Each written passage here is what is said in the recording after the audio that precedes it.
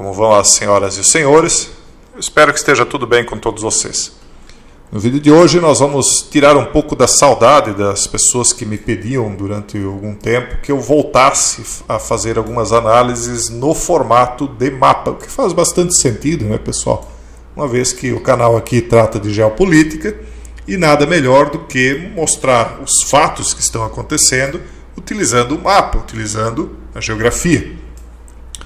E nós não vamos manter esse formato em todos os vídeos, claro, mas de vez em quando talvez a gente volte para este formato aqui, caso vocês aprovem. Eu quero os comentários de vocês, inclusive, se for possível.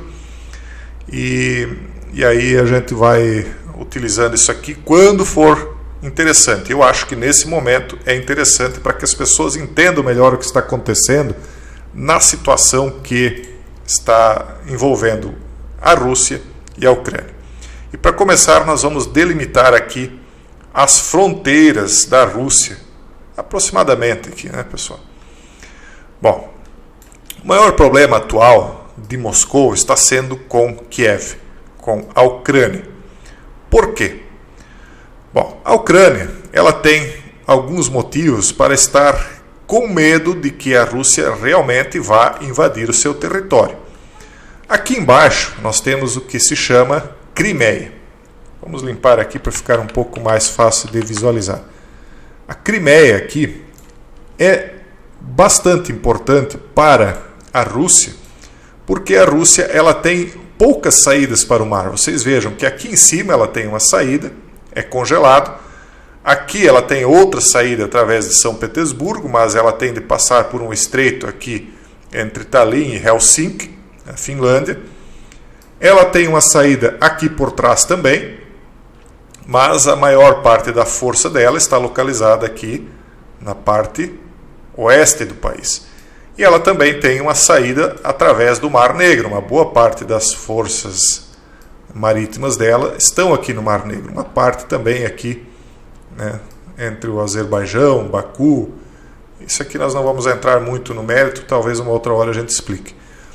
Então, para a Rússia, interessa ter a Crimeia aqui com ela por conta dos portos que ela tem aqui na região, em Rostov, enfim. Embora que, mesmo assim, ela ainda tem uma outra fragilidade, vamos mostrar aqui. Vamos só limpar aqui. Ela tem uma outra fragilidade porque, para sair do Mar Negro, ela tem de passar aqui pelo estreito em Istambul, e passar aqui muito próximo da Bulgária, embora que a Bulgária não tenha fronteira aqui, mas ela tem fronteira aqui proximamente, pelo menos, com a Grécia, que nós temos Atenas, etc. Então a Rússia ela está na situação, se nós olharmos a situação marítima dela, não é muito boa.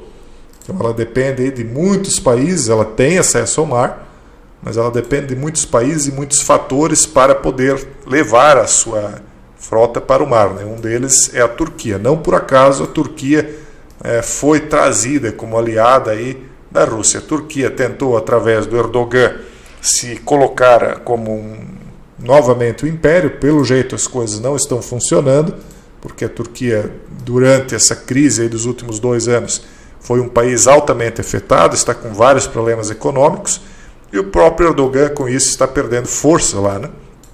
Provavelmente ele vai acabar caindo. As pesquisas mostram que ele está em 4º lugar. Então se falava que ele podia ser o futuro califa de um império turco-otomano, ou melhor, turco, né?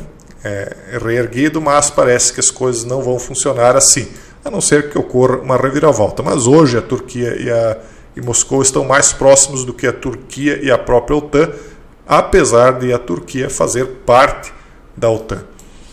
Mas vamos voltar aqui ao foco. Então, a Crimeia acabou nas mãos de Moscou. Então, a Ucrânia tem medo que Moscou realmente torne a invadir, como ela acusa, inclusive, de estar acontecendo aqui no Donbás e no restante da região mais ao leste aqui da Ucrânia, e que Moscou diz, olha, eu não tenho nada a ver com o que está acontecendo aí no Donbás, isso são insurgências de rebeldes do próprio país, é uma questão civil de vocês, uma G civil, né?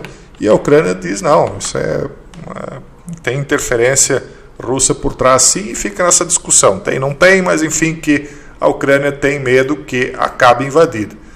Moscou diz que não vai invadir ninguém, a não ser que a Ucrânia passe a fazer parte da OTAN, porque a Ucrânia não faz parte da OTAN por conta, se não me engano, se não me falha a memória agora, do Acordo de Minsk. Acontece que fica essa situação. A Ucrânia tem medo de Moscou, Moscou tem medo que a Ucrânia vá se juntar à OTAN. Por quê? Porque olha a fronteira da Ucrânia, como fica perto aqui de Moscou, né? Eles têm medo que a OTAN venha posicionar as suas baterias aqui nas fronteiras, muito próximo de Moscou. Se não me engano, isso aqui tem menos de, entre a fronteira da Ucrânia e Moscou, menos de 200 quilômetros. Me parece, se não estou enganado, que são 180 quilômetros. Então, basicamente, esse é o problema principal. Esses países aqui são considerados por Moscou como buffers, ou seja, como amortecedores entre a OTAN e a Rússia, né? A Estônia, a Letônia e a Lituânia não são tão foco de Moscou porque elas não estão no caminho. Então não é necessário passar pelo território delas para chegar aqui. Por quê? Porque aqui há uma espécie de posto avançado de Moscou, Kaliningrado. Nós já vamos falar sobre isso aqui, não é o foco no momento, mas nós já vamos falar aí. Então ela se preocupa principalmente com a Bielorrússia, um pouco com a Polônia por conta dessa entrada por aqui, mas não tanto. A Polônia já teve muitos problemas com a Rússia no passado, mas ela se preocupa mais com a Bielorrússia e principalmente com a Ucrânia. Por que principalmente com a Ucrânia? Porque a Bielorrússia tem um presidente que é afinado com Putin. Então esse presidente aqui, inclusive nós já trouxemos a análise aqui anterior no canal, concorreu com 3 candidatas mulheres que eram nitidamente alinhadas com as forças ocidentais, e nós mostramos inclusive por conta de alguns sinais simbólicos que elas mesmas enviavam, né, para mostrar para os líderes ocidentais de que lado que elas estavam. Isso é divulgado via mídia, então aqueles que estão alinhados dentro de uma determinada sociedade acabam apoiando direto ou indiretamente como podem a situação, né?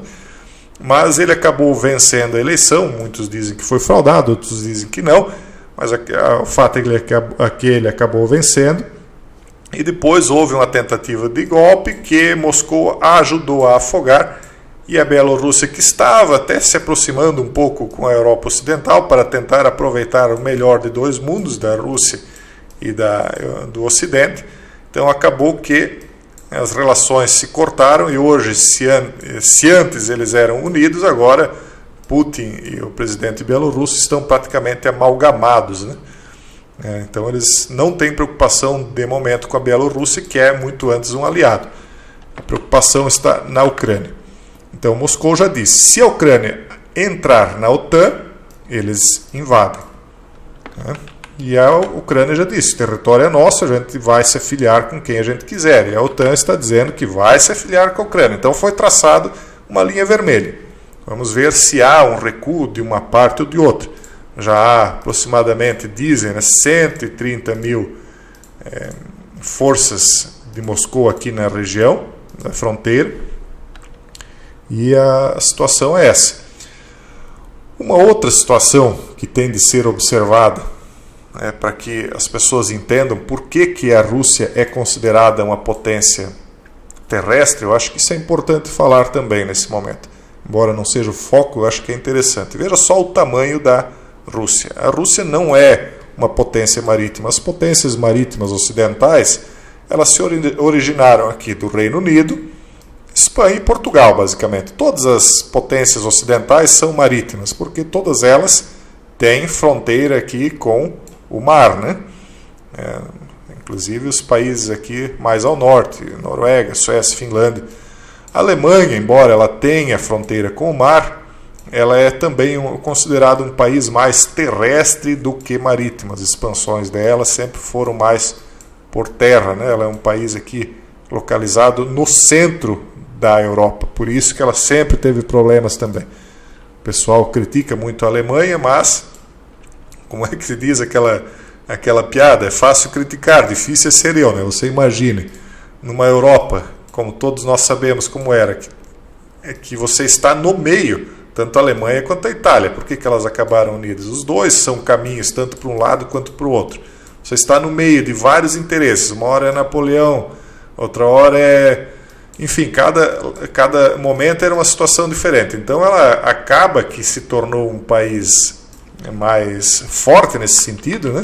Por conta, né, no sentido Mille, nós temos que cuidar com as palavras, por conta disso. E ela sempre foi uma potência mais terrestre. Mas o nosso foco era o quê? Falar das potências marítimas, que são as potências ocidentais.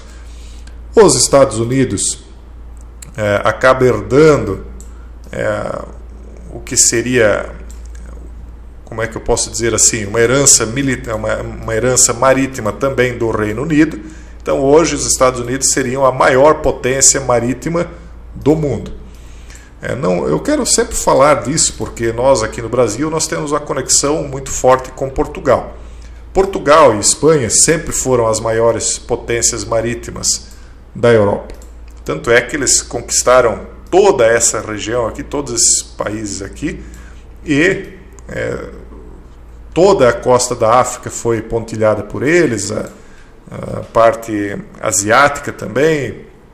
Eles sempre foram uma potência maior. Só que, para quem não conhece a história, eles sofreram uma traição aqui do Reino Unido, que se aliou com os mouros, e acabaram, embora que eles eram declaradamente cristãos, se aliaram com os muçulmanos e destruíram a frota portuguesa e espanhola, que vez ou outra brigavam, mas estavam quase sempre unidos, para que eles se tornassem a única potência marítima mundial. Depois acabou que eles tiveram problemas com os Estados Unidos, que criaram a independência, uma independência que é contestada até hoje, porque o que se diz é que nos bastidores eles acabaram retomando o controle, mas isso também não é o foco, gente. Por isso que eu acabo não fazendo muito essas análises através de mapa, porque eu acabo divagando. O foco nosso era dizer o quê? O Ocidente é uma potência marítima, Estados Unidos, eles controlam os mares, inclusive aqui o mar do sul da China, Taiwan, que é colocado exatamente aqui no meio do litoral chinês, e por isso os Estados Unidos têm interesse, porque ele não quer deixar a China sair via mar, e não vai sair. A China também é uma potência terrestre, e por conta de a Rússia ser uma potência terrestre, ela não se preocupa tanto a longo prazo, mas Moscou, como vocês viram, está aqui, nas bordas da fronteira da Ucrânia. Se o Ocidente vier a adentrar o território russo, eles vão fazer o que sempre fizeram, vão criar ondas de recuo, eles vão mantendo posições ao máximo que podem, e a cada posição entrincheirada que eles perdem, eles vão recuando para dentro da região mais gelada, mais congelada, uma das mais congeladas do mundo, no permafrost, na Sibéria, etc. Sabe-se lá Deus o que é que os russos têm tudo dentro desse vasto território congelado, porque para quem não sabe, território russo que é aproveitável para a agricultura é muito pequeno. A Rússia ela é muito dependente de alimento externo, porque basicamente essa região aqui, um pouquinho mais, que é aproveitável para a agricultura, porque o resto da Rússia ele é congelado, né? O que é o permafrost? O permafrost é o gelo permanente. Inclusive lá na comunidade fechada, nós vamos falar agora sobre a era do gelo e quando que se formou o permafrost. Toda a história que nós conhecemos é toda ela uma mentira, tá, pessoal? Ela foi, não toda, mas uma boa parte dela é mentira. E uma delas é como que se forma o gelo aqui na Groenlândia, o permafrost russo e outras regiões aí do Ártico, Canadá, etc. Mas enfim, mais uma vez eu saindo do assunto. Então a Rússia ela tem essa capacidade de ir se entrincheirando, recuando, isso sempre foi ao longo da história. Quando o adversário está aqui esgotado porque está lutando em território adversário num ambiente totalmente inóspito, então ele começa a recuar, e a Rússia então vem retomando trincheiras e atacando então o adversário enquanto ele recua.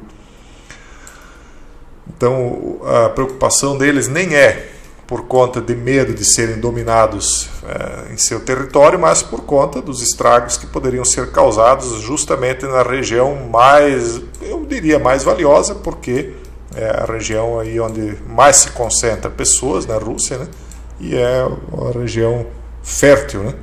Muita gente fala de porque petróleo, porque ouro, porque sabe, fala-se muito de muitos tipos de riqueza no mundo, mas basicamente o que o ser humano precisa e sem o qual ele não vive? Ar, né? E ar, até o momento ninguém conseguiu criar um monopólio, graças a Deus, né? E nunca conseguirá, embora que alguns querem tributar, né? É o inimaginável acontecendo, mas basicamente é ar, água e alimento. Esses são os itens que são a real riqueza que mantém o ser humano. Então, se você tem um território pequeno, onde você pode plantar alimentos, você tem que preservar eles a todo custo. A água não é o problema para a Rússia.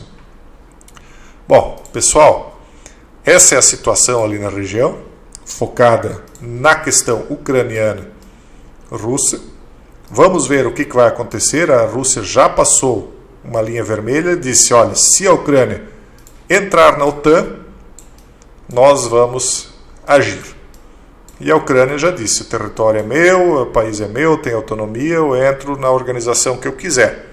A OTAN está dizendo que vai apoiar, estão mandando forças aqui para dentro e vamos ver o que vai acontecer. A Rússia também está posicionando forças em suas fronteiras e o cenário é esse. Não é brincadeira o que está acontecendo. As pessoas acham, não, é só mais uma. Não, nunca nós estivemos tão perto de uma terceira G, tá, pessoal? Nunca. E para finalizar eu vou explicar por quê. Porque nós temos aqui a Rússia, a China e o Irã, Coreia do Norte também, tem outros países, né, que estão bem alinhados para quê? Na minha opinião, tá, pessoal? Na minha opinião, se algo começar aqui, vai estourar aqui também. Taiwan, Japão, Coreia do Sul. Então a China vai aproveitar o momento para agir, para sair, para abrir a porteira do que está bloqueando ela para o mar. E o Irã tem o problema aqui também, né? Vocês sabem, com Israel. Então tudo vai espocar ao mesmo tempo. A Coreia do Norte também vai aproveitar aqui para ir para a Coreia do Sul e vice-versa. Então por isso que os Estados Unidos avisou os seus aliados de, olha, pessoal, não vamos mais conseguir manter tudo sozinhos, e aí eles estão liberando o Japão, que desde a segunda G não tinha direito a ter suas próprias forças, estão sendo liberadas para ter, e assim por diante. Então nós aqui no Brasil temos pouco a ganhar, não importa aí qual lado vença. Para nós é interessante até que essa disputa nunca vá até um final, eu penso, porque queira ou não queira, nós estamos fora desse jogo aí de domínio. Nós seríamos muito antes um território dominado, e um território muito importante, porque o Brasil ele é altamente fértil, né, e produz alimento aí para, salvo engano, para 1/5 da população da Terra, ou 1/4. Só o Brasil, e olha que o Brasil ainda tem um monte de gente atrapalhando, né? Um monte de pessoas aí que estão atrapalhando. Imagine se isso aqui uma hora for realmente colocado para trabalhar com sua potência máxima, se um dia um dos lados aqui domina e implanta um governo mundial, né? Então o Brasil é uma superpotência agrícola que, se um dia acabar definindo por um lado ou por outro, vai acabar nas mãos de alguém aí, e não é interessante. Lembrando que mesmo que, digamos, a Rússia acabasse vencendo, Rússia e China também não querem um ser dominados pelo outro. Eles têm um conflito com o Ocidente, com os Estados Unidos especialmente, né? Mas entre si também um não quer ser dominado pelo outro. E eles têm aqui suas fronteiras também, né? Principalmente aqui na região. Bom, pessoal, eu acho que ficou razoavelmente bem explicado. Eu quero a opinião de vocês. Se vocês puderem, por favor, me dizer o que vocês acham de nós trazermos mais algumas vezes esses formatos aqui por mapa. Porque eu acho que fica mais fácil explicar algumas situações, embora eu acabe aí, às vezes, me alongando demais, né, por conta desse formato. Mas eu acho que acaba sendo interessante também, não sei, espero a opinião de vocês. Por enquanto, deixo um forte abraço e até o próximo vídeo, se Deus quiser.